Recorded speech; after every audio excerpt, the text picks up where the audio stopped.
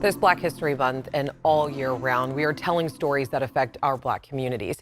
Tonight, our Chris Thomas is catching up with distinguished civil rights activist Ben Jealous.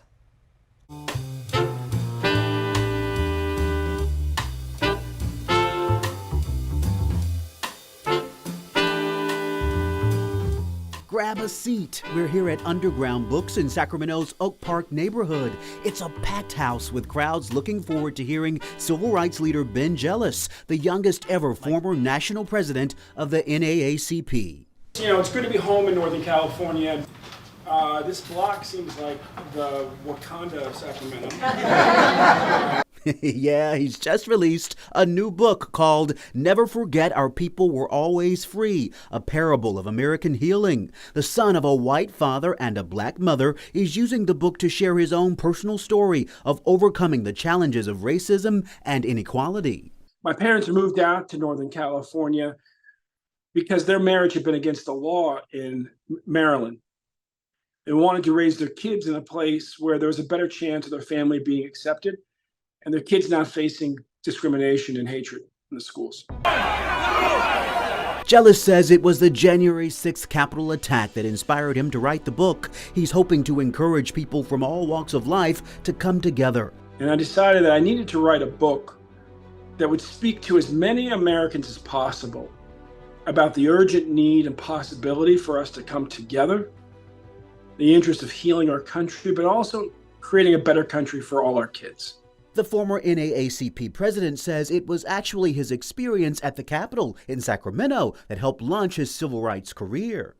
I'd grown up going to civil rights protests. I've organized a lot since, but the first protest I ever helped organize was an anti-clear cutting rally here in Sacramento.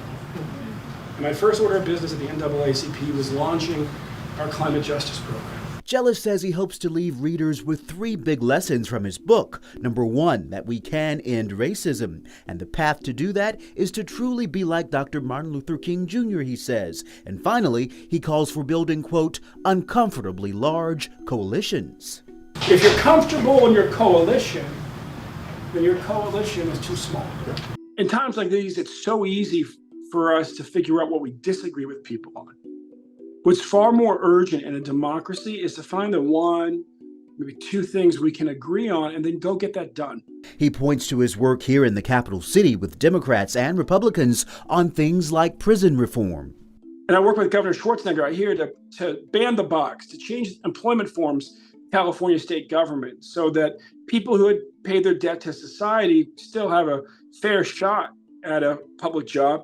His next mission, tackling climate change as executive director of the Sierra Club. In a lot of places, that seems odd for a black guy to run a green group. It's never happened. There's never been a major environmentalist organization led by a black person ever in the United States. Ben Jealous, back home in Northern California, making history and hoping to inspire others to come together with a brand new book. Fundamentally, this book is a call to people to listen to their neighbors, to recognize that their neighbors aren't just the people who agree with them. They're also the people who they think don't agree with them, and yet have the faith that if they just sit down and listen to each other, again, they'll find that they have far more in common than they don't.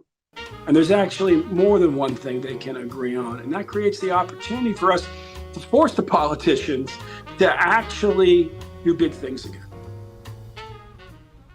And anchor Chris Thomas joining us now. First time on To The Point, right? Yeah, one of the first. Yeah, I was just here earlier this week. Oh, that's right. I was on a little vacation. You take a little time. Exactly. Much deserved Oh, time. thank you. Now, this was actually part of the speaker series in Oak Park at Underground Books, right? Indeed. It was an opportunity for people to hear a priceless conversation from someone who's really making a difference. It was an hour-long conversation. They had a chance for Q&A in a very intimate setting. And today, actually, they had Chef Q, who has a restaurant out in Roseville and was also a White House chef, go and talk with the students over at Sac High. Oh, I love that. Man, I would love to have listened to that. Yeah. All right, and I do want to mention that Ben Jealous, he talks about his father who was white. I mean, he really served as his inspiration, right? Yeah. So here's the deal. His father was abused as a child and was later disowned by his family for marrying Ben Jealous's mother, who was black, back in 1966. So he created a 12-step program to help people who are abusive, often violent men, break the cycle of domestic abuse. Ben says his dad never played the victim. All right, Chris, thank you so much. Hope to see you again soon. You will.